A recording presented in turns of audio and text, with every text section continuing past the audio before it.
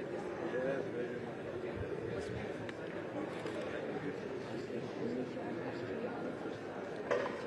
beautiful. Very impressive.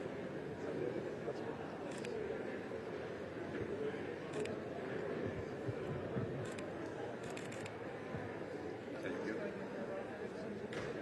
I saw my neighbor. I know you're going to have to find a job. Yeah.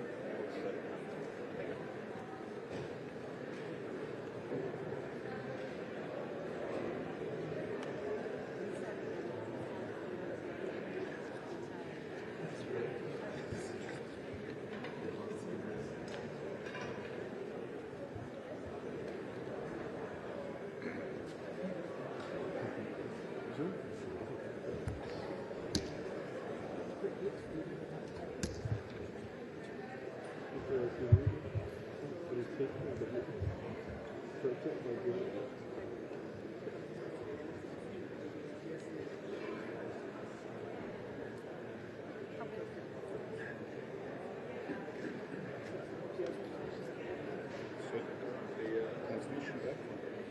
Oh, I don't know. Oh, from the camera? Yeah, I got transmission. Yes. You don't have any? Well,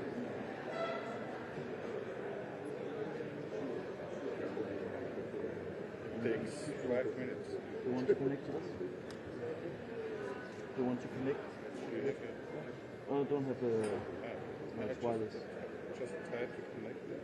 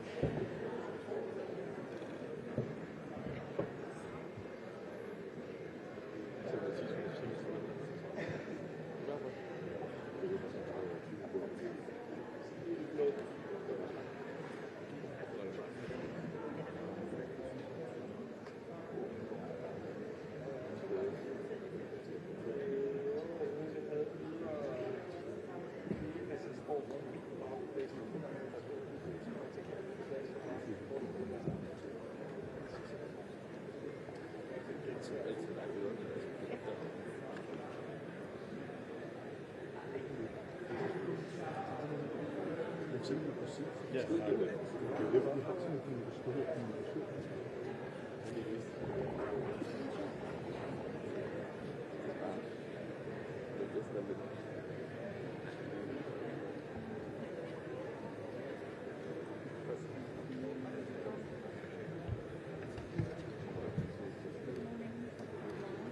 Nice to see you again. I'm very pleased to be here. Very much. Very much.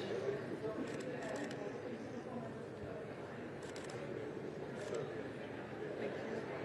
See you again.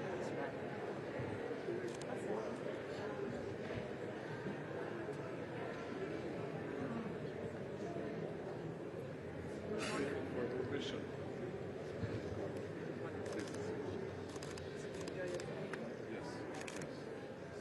Yes.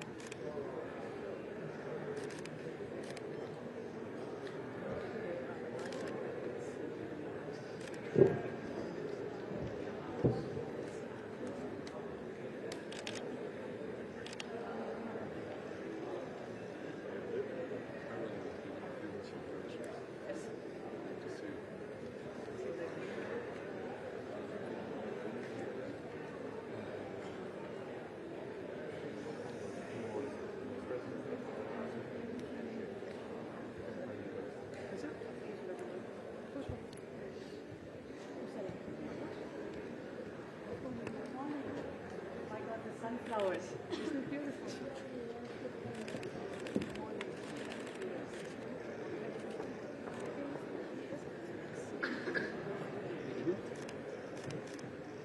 And here as well.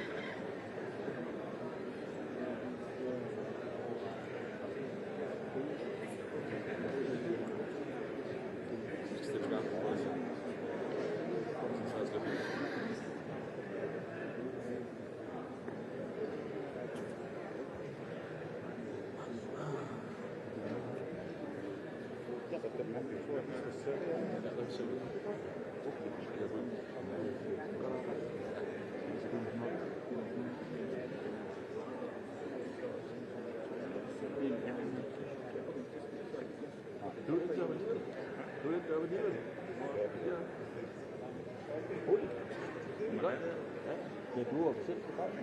Jeg er ikke officielt. Ja, okay. Men jeg tror godt, du må være i en sag. Altså, det er ikke noget. Er det okay?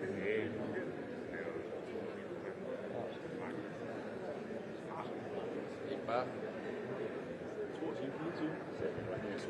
Yes. Ja. Men Tysklands kansler, han er rimelig høj. Nej, det skal han ikke. De har fået det her på til at stå. Jamen, det tænker jeg også. Det kunne da være fint. Nå, det var hvad? 4? Ja, ude af 52.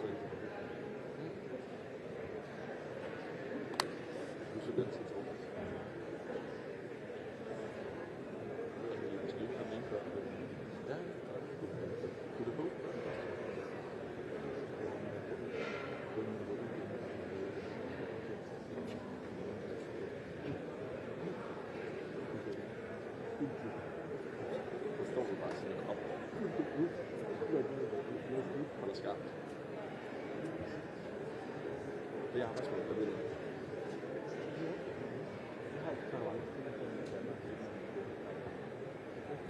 Så er det bare arbejdsmål. Du skal måske til at tænke over det.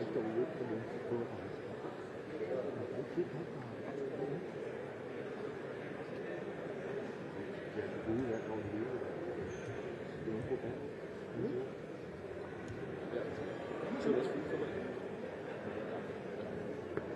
Så bliver der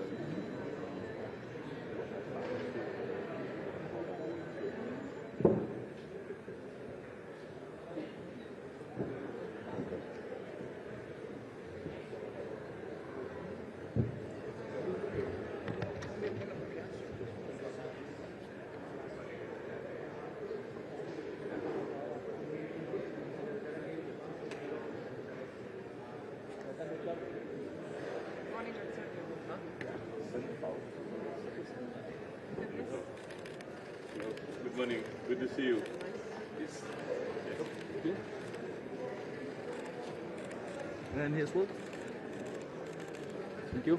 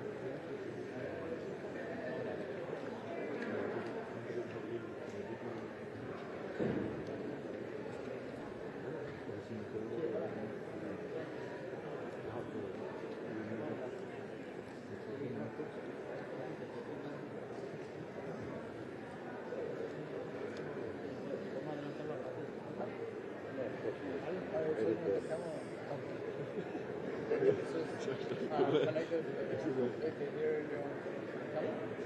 Yeah, this will be on the camera. Because smarter is the model as well. It sounds like it's okay, but for the people, I don't know. It's like it doesn't make sense. So you press a certain button and you speak down in the mic?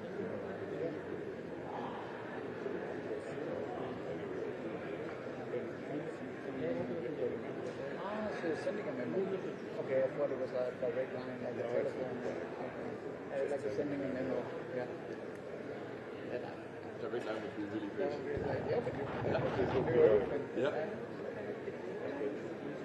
But are they shooting your picture? Are you sending the picture? Yeah, this goes to the picture. You're not doing this like where you take a picture and it automatically goes. You make the first step. Yeah.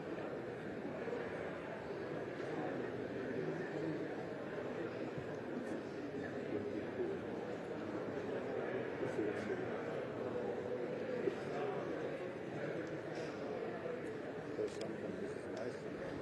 It depends on the editor, for copying and everything.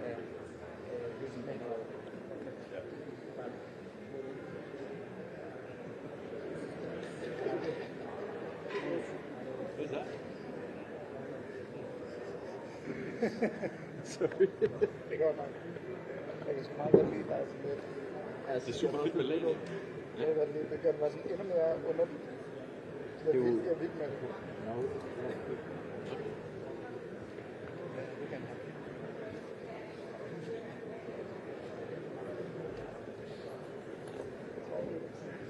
Se.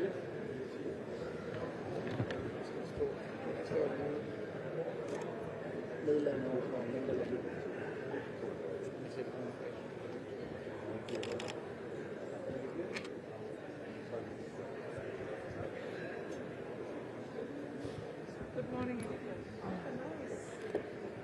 Sunflowers. Sorry.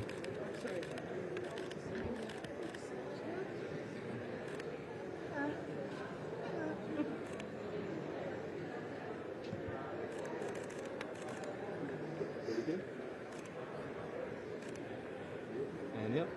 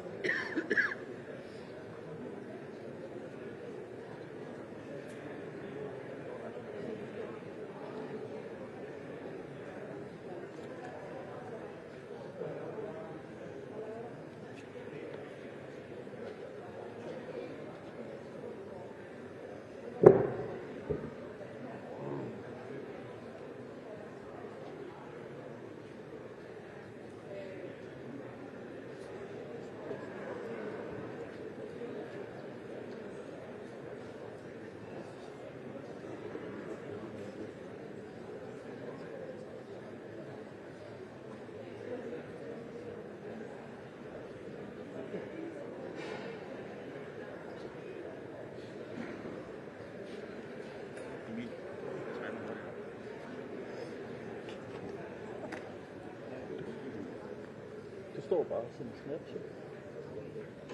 Er du klar?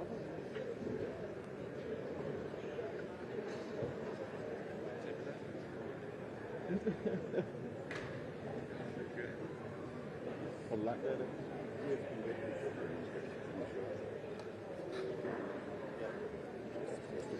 er spændt på, hvor længe det skal være.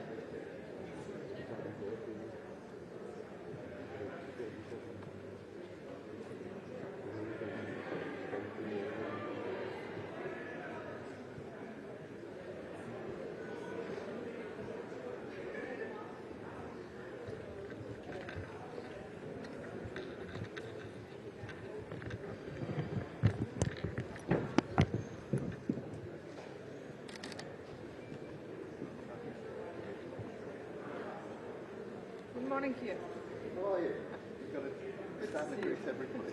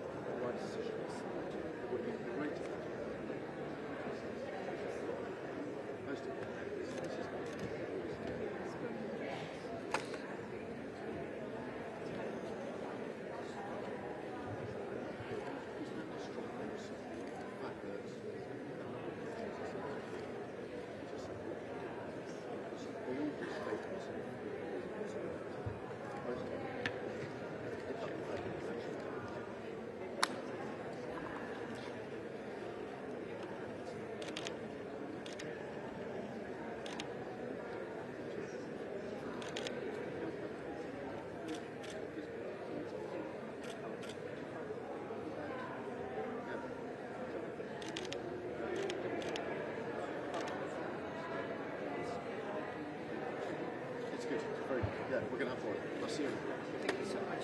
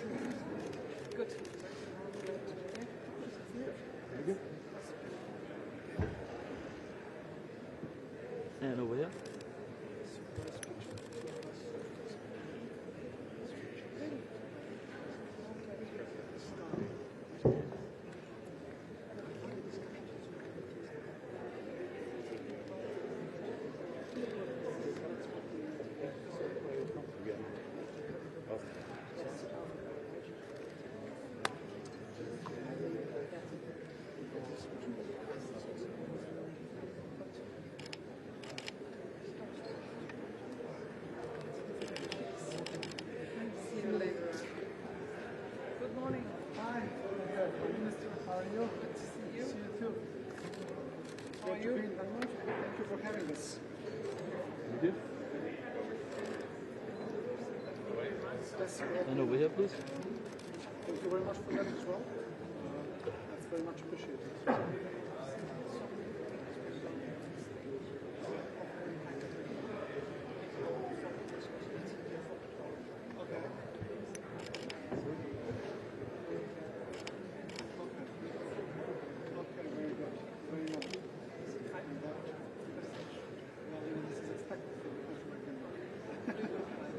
Thank you very much. Good to see you too.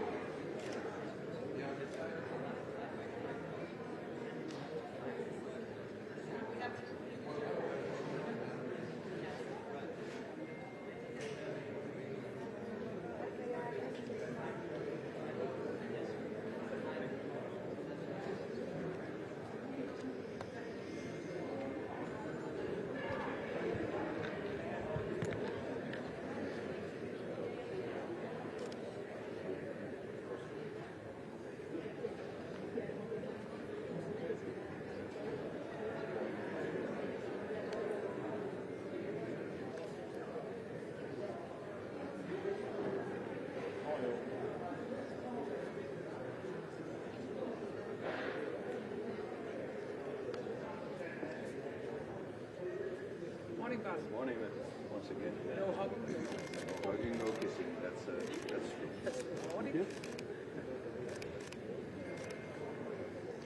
And over here, please.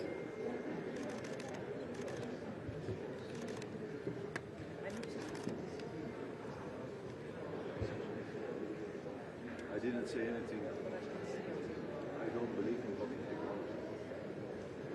I'm an historian. They told us the same about bookprinting in the 16th century. They stopped this with direct sales. It is one of the measures, but we need to educate people how to go about it and not try to limit the technology and never be able to do that. We should teach them history about algorithms and what they do. My own daughter had a Googling resort called TikTok made her sick. So I'm fully aware of the problem. But I don't think we can work with it. My kids have so many devices where they can go online. Taking the devices, banning the technology.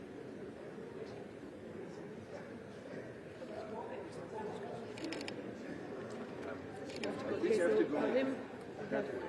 Sorry, see you later. It's okay.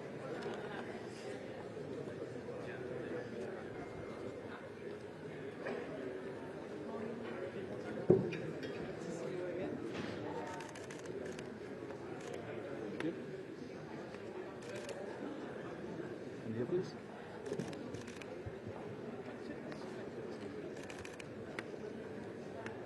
No, it wasn't.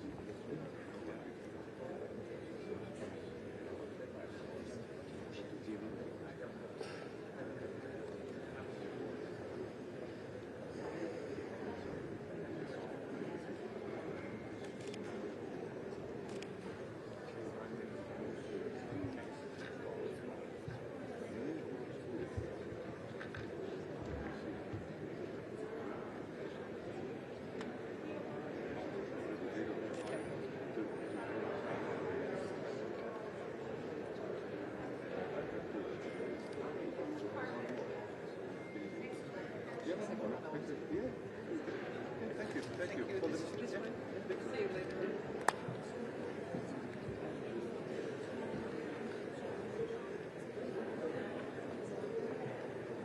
Good morning, Prime Minister. I'm just wondering, you know, we lived in Vienna. Yeah. Yes, okay.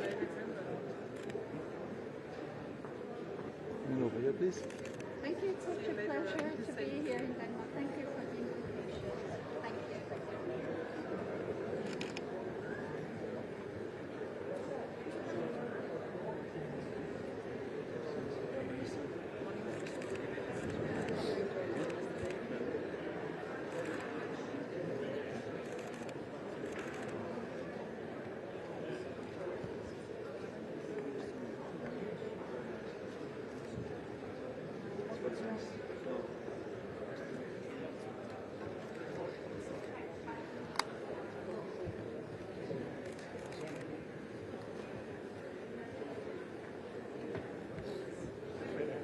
Morning. Good to see you. Again. Thank you for your hospitality.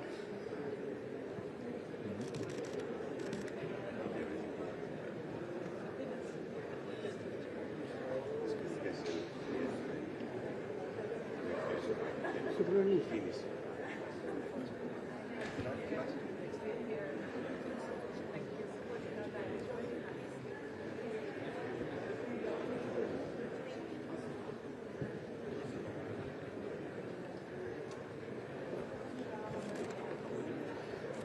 Yes, sir.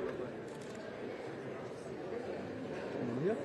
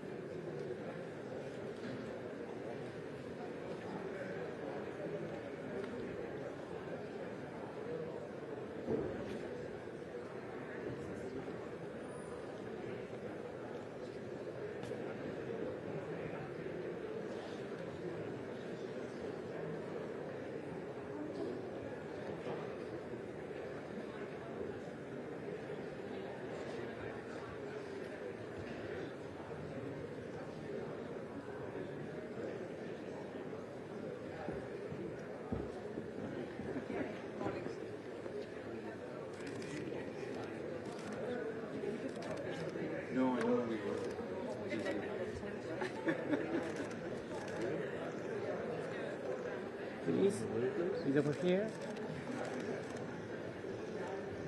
Thank you so much.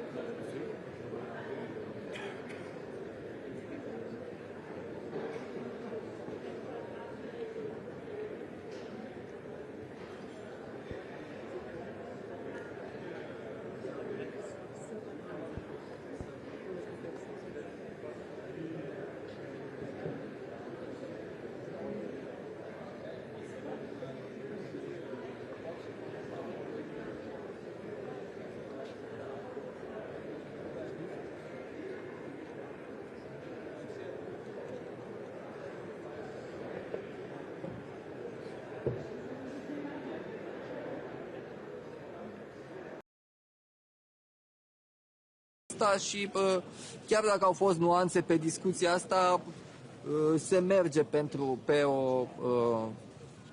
conceptul ăsta de zid antidemocratic. Presupune să ia România pentru constituirea...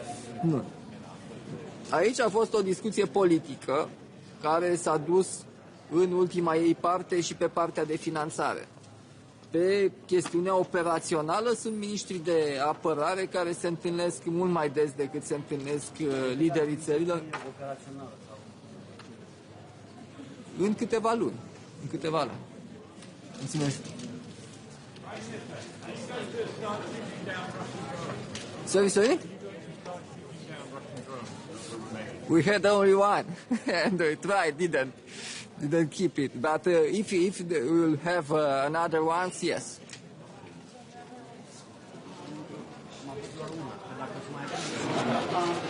The United States are now providing satellite intel for the Ukrainian missile strikes.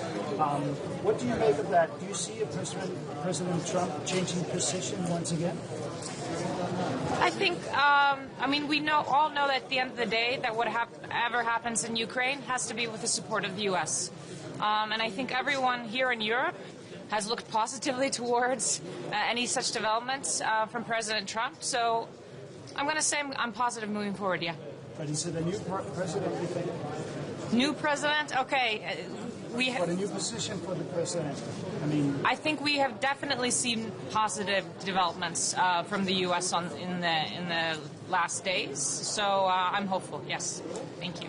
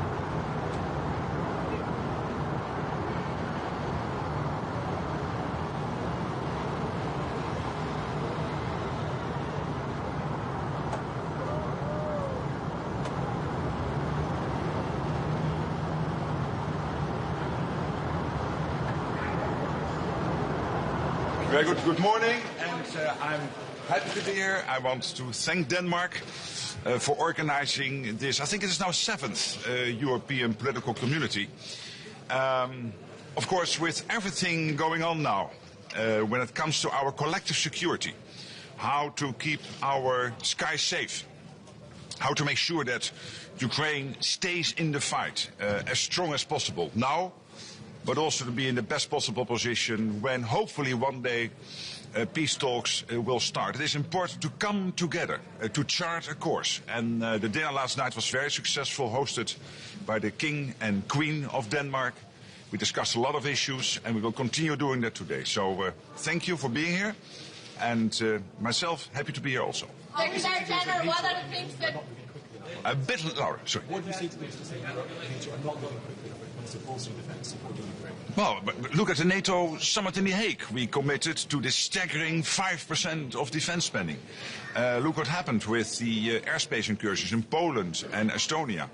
We reacted as NATO and also Poland and Estonia as allies exactly as we and they are supposed to do, which is to take out the threat, assess whether the threat was at such a level that more had to be done or that we could escort, in the case of Estonia, the airplanes out of Estonian airspace. So this is exactly what we trained and prepared to do. The Russians know this, and it was important that we showed it worked. Secretary General, what can... No.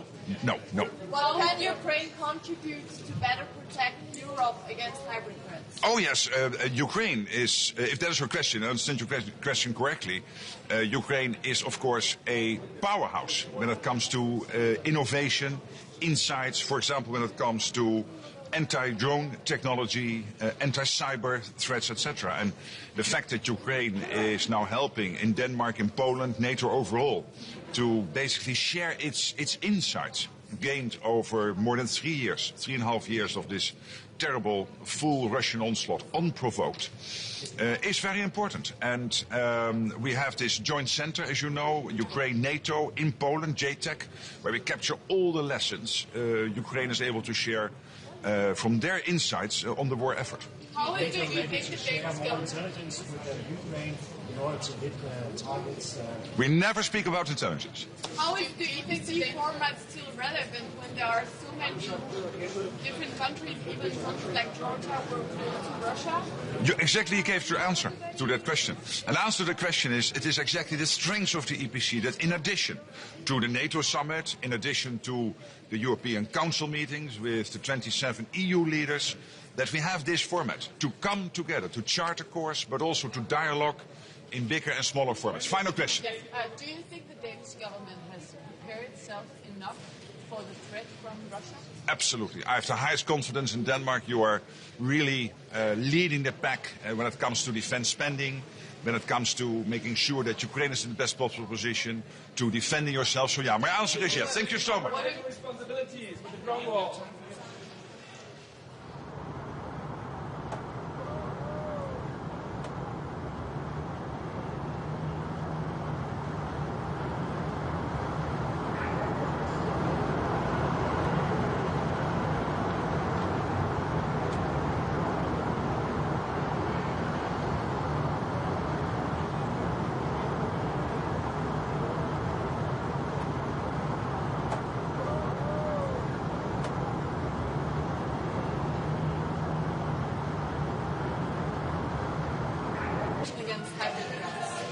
Well, there are very dire lessons to learn from Ukraine, and we are learning from Ukraine, and we're also practicing, I would say, Nordic and NATO solidarity.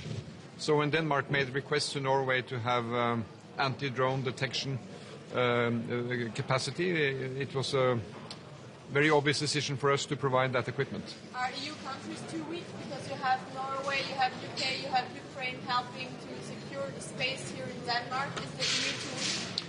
It just illustrates that we have to work on this. Had this been an issue 5 years ago, you would have not thought about it. But I think drones, you see what role they play in the war in Ukraine. You see how they create hybrid uncertainty in countries throughout Europe. So we have to improve our detection capacity. We have to improve our cooperation between police and defense, and we are working on that. To what extent will Norway be part of the SAFE instrument, the SAFE program provided by the European Commission? We are working to be part of that. Is Norway going to contribute to the drone war? Is Norway going to contribute financially to building the drone war? Yes, we will be. We are in touch with the Commission to be part of that initiative. Yes. Does Norway see some value in these summits, the format of it? Yeah, I'm Norway, not being member of the European Union, we think that this broad European platform is useful. It's not a forum for decisions, but meeting and discussing and exchanging. Especially one issue now, which is emerging in addition to Ukraine, is how we together fight organized crime. And we all have in our countries now even younger people committing even more serious crime. And they're all backed and initiated by criminal networks working on the internet. And we cannot let criminal gangs have an advance on governments on this. So this is one theme we will discuss here today. How do you think the Danish government should prepare Denmark for future drone attacks? Well, I think, now Nordic countries, European countries are collaborating on how to understand this drone threat. Many inhabitants in our countries have drones for private purposes. And so this is mixed with the challenge we may have from external actors creating uncertainty in our countries. So this drone phenomenon flying in our skies have to be treated with more equipment to detect, possibly take down, and we have to work both on capacity and methodology. So here I think we should take advantage of us being democratic countries. We can do it in NATO, we can do it in European settings, and we will certainly discuss it today. But it seems as though Denmark weren't prepared for those drone attacks. Well, I cannot comment on that, but it was very obvious when Denmark asked Norway for assistance, we were happy to provide what we had. And what did you give to Denmark? Well, I will not comment on the specificity, but we provided equipment and we provided personnel. And they are put on a Danish command while they are here. So will you take it back after this meeting? We will. We will need it in Norway. So do you please have a comment at all on Israel's interception of Gaza aid boats overnight and the arrest of several of those trying to deliver desperately needed aid to Gaza? Well, it illustrates that we need to get desperate needed aid to Gaza. And I think the main thing here is to get in aid through the established channels and let the UN and the well-trained organizations distribute that aid. And then I just have to say that Israel should respect, international law and treat this in a cautious way. Okay. You're not part of the EU are now building the drone wall. Where does it leave you? You are correct. We are not part of the European Union, but we are part of Europe. So on these issues of defense and security, we have very close cooperation. So on this strengthened cooperation against unwanted drone activity, we will be part of that. Are you coming with even more money to support Ukraine after the criticism of your lack of support?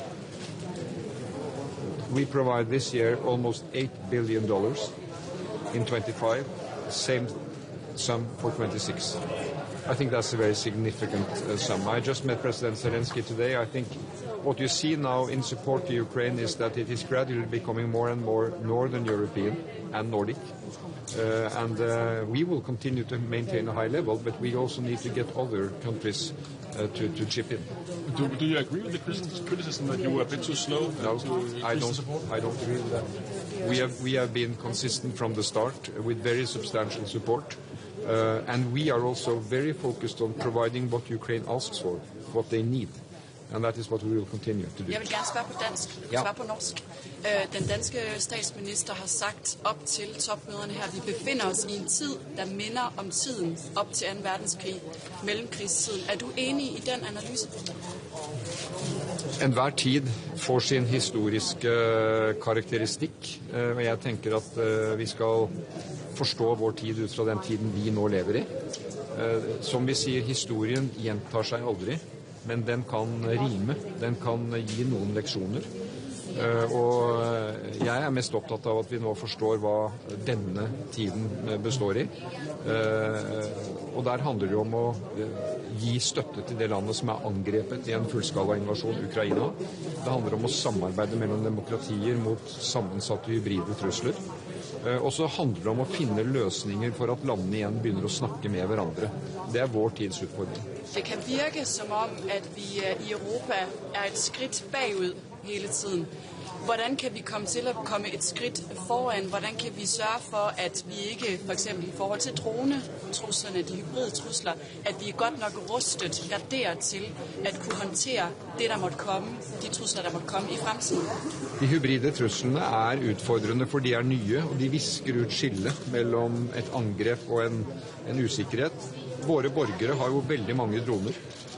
I Norge registrerte vi i fjor over 1000 droneobservasjoner, og de fleste av dem er sivile nordmenn som er uforsiktige med droner nære flyplasser. Men det skaper en usikkerhet som også eksterne aktører kan bruke. Jeg tror demokratiene er sterke. Hvis demokratiene samarbeider, har god informasjon, snakker sant om utfordringene, så er vi sterkere enn de autoritære som forsøker å splitte oss. Er det så ikke ærgerligt, at vi ikke er medlem av EU i disse dager, disse tider? Norge må gjøre det beste ut av sin situasjon. Jeg var tilhenger av at Norge skulle bli medlem av EU. Norske folk stemte annerledes. Og da må vi bruke de mulighetene vi har til å samarbeide nært med nordiske og europeiske partnere. Og Norge skal være jeg tror det er slik som Ursula von der Leyen sier, at Norge er EUs beste venn. Det får være det beste vi kan få til. As you question regarding increasing military spending of the EU members and downgrading. Well, I think the reaction leading up to this European Council yesterday and today's EPC has shown the absolute... I have one short message to my colleague journalist. We can work together. But of course we have to see that we need to learn more. We need to be faster. We need to be better prepared. We need to defend. We need to deter. But we also need to detect. And I think we can learn a lot from Ukraine in its drone expertise, in also understanding that if there are threats, we need to be able to counter them. Yes, but shouldn't you have known, you mentioned yourself, Ukraine, that's been going on. Mówiono o tym, co dla Polski jest tak ważne od wielu miesięcy i związane jest z wojną w Ukrainie, ale przede wszystkim zagrożeniami, które bezpośrednio dotykają Polski ze strony naszych agresywnych sąsiadów, Rosji i Białorusi. To nie są przyjemne tematy, jak się domyślacie, ale mam jako polski premier satysfakcję, że ten polski punkt widzenia na temat znaczenia obrony wschodniej flanki stał się już powszechnym punktem widzenia. Już nikt nie kwestionuje tego, że nasza wschodnia granica z Rosją i Białorusią jest granicą całej Europy, całego NATO i że wszyscy muszą wziąć na siebie odpowiedzialność, także finansową, organizacyjną, za ochronę naszej wschodniej granicy. I dlatego oczywiście my jesteśmy realistami i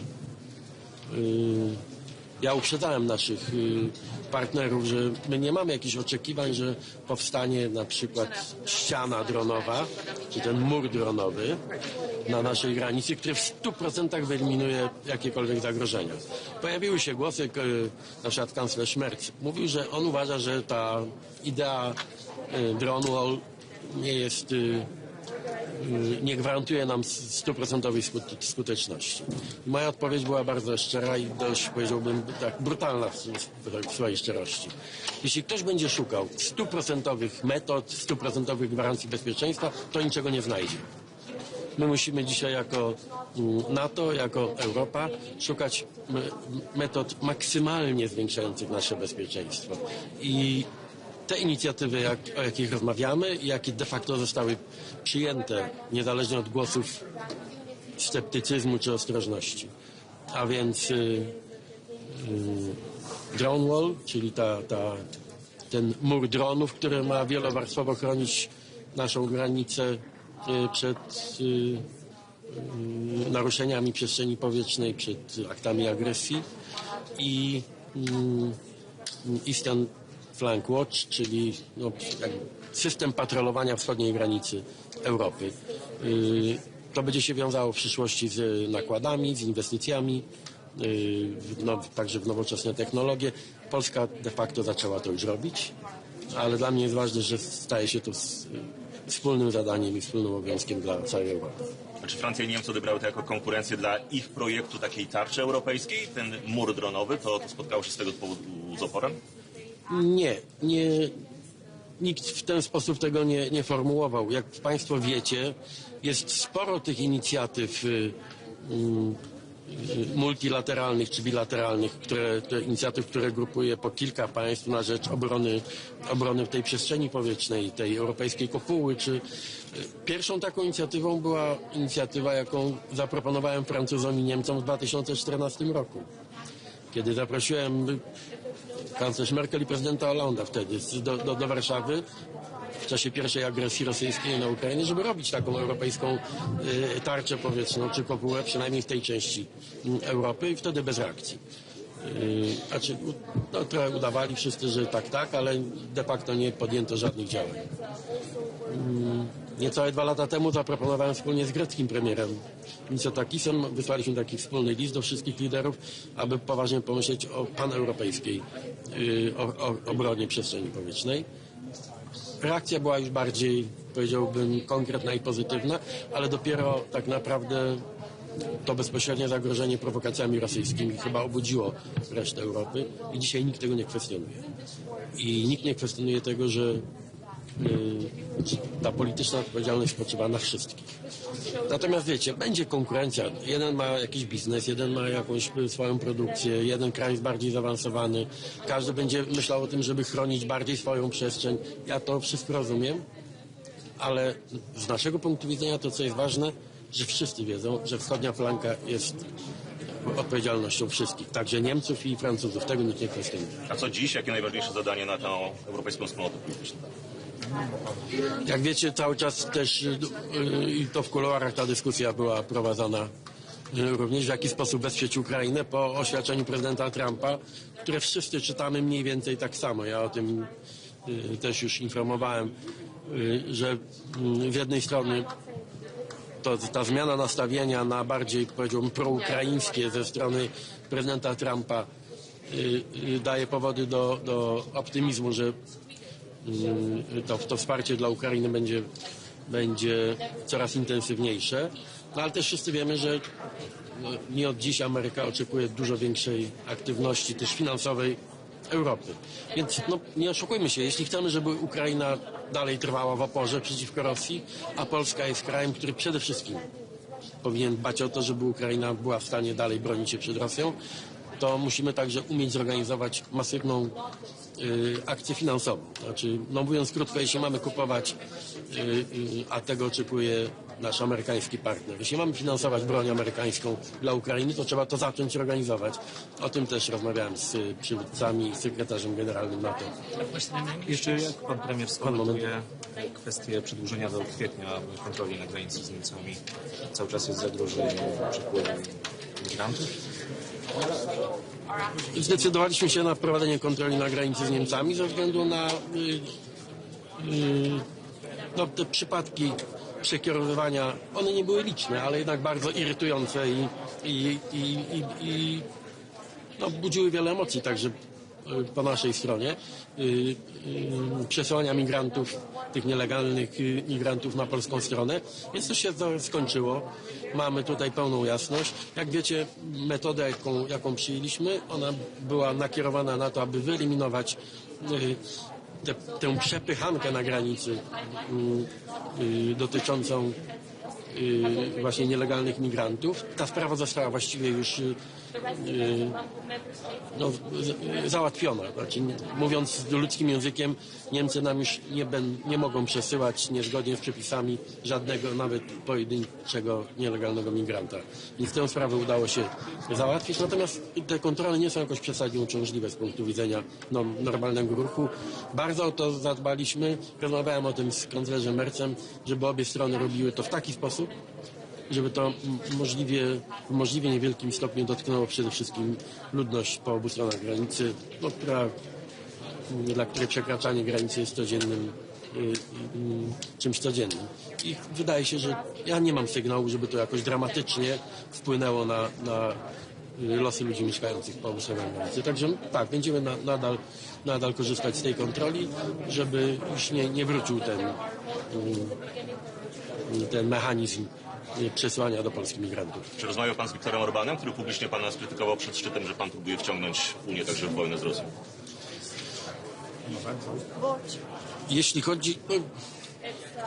Z Viktorem Orbanem mamy problem, znaczy ja nie mam osobistego problemu, znamy się długie lata, siedzimy obok siebie na Radzie Europejskiej a to, że jesteśmy wobec siebie krytyczni, jeśli chodzi o relacje z Rosją, to wiadomo od lat. Pytanie o Viktora Orbana i o wojnę, ponieważ Viktor Orban uważa, że nie ma wojny, ja uważam, że jest wojna. Pytanie prawdziwe to nie jest to pytanie, czy jest wojna, czy nie ma wojny. Pytanie to prawdziwe jest, kto w tej wojnie jest po czyjej stronie. Bo wojna to jest coś czarno-białego. Jak jest wojna, tak jak jest wojna między Rosją a Ukrainą, to pytanie brzmi, po czyjej jesteś stronie. I wiadomo, po czyjej stronie jest Polska, wiadomo, po czyjej stronie jest NATO, Europa i chyba wiadomo, po czyjej stronie jest Viktor Orban, niestety. No, ale nie przeszkadzało nam to w normalnej rozmowie. To staram się w sposób cywilizowany rozmawiać z naszymi partnerami w Europie i ja umiem powstrzymać emocje. Czy jakaś reakcja polskiego rządu na zatrzymanie polskiego posła przez władze Izraela? Poseł Sterczewski. Oczywiście przyglądam się tej sprawie. Konsul generalny jest już w miejscowości Ashdod, a więc w tym miejscu, do którego Izrael skierował uczestników tego rejsu. Będziemy traktowali posła Sterczewskiego tak jak każdego innego obywatela. Znaczy może liczyć na pomoc konsularną. Państwo polskie jest od tego, żeby opiekować się w trudnych, krytycznych sytuacjach każdym polskim obywatelem. Nie dlatego, że jest posłem, nie dlatego, że postanowił uczestniczyć w tej morskiej demonstracji przeciwko Izraelowi. To jest decyzja pana posła Sterczewskiego i moim zadaniem nie jest oceniać jego motywację, tylko zapewnić opiekę konsularną, tak jak każdemu innemu obywatelowi w tej sytuacji. Ale jeszcze raz przestrzegam wszystkich polskich obywateli, a posłowie powinni być tu szczególnie czujni. Jeśli nasz MSZ apeluje o niepodróżowanie w miejsca krytyczne, bo to później rodzi konsekwencje, to dużo kosztuje, ewakuacja, to prosiłbym, żeby przestrzegać tych wezwań. Jeszcze pytanie o politykę krajową, o te doniesienia medialne odnośnie tego, że miałby pan być niezadowolony z poczynań ministra Kierwińskiego i działalności Służby Ochrony Państwa. Tam jakieś zmiany kadrowe miały nastąpić. Może pan to jakoś skomentować? Tak. Nie zajmuję się oceną działania służb. Ja nie narzekam w żaden sposób na ochronę, wzmocnioną ochronę w związku z niejasnym charakterem tego incydentu. Służba Ochrony Państwa staje na głowie nad czasami. Ja się czuję za bardzo chroniony, a nie za mało chroniony.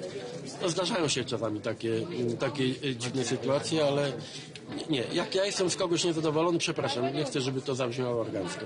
Jak jestem z kogoś niezadowolony, to dziękuję mu za współpracę i proponuję komuś innemu to zajęcie, więc proszę, nie trzeba spekulować. Ja jestem tutaj bardzo konkretny w tej sytuacji. Prime Minister, are you satisfied with the outcome of the talks on the so-called drone war yesterday? Sorry, what? Are you satisfied with the outcome of the talks about the drone war yesterday?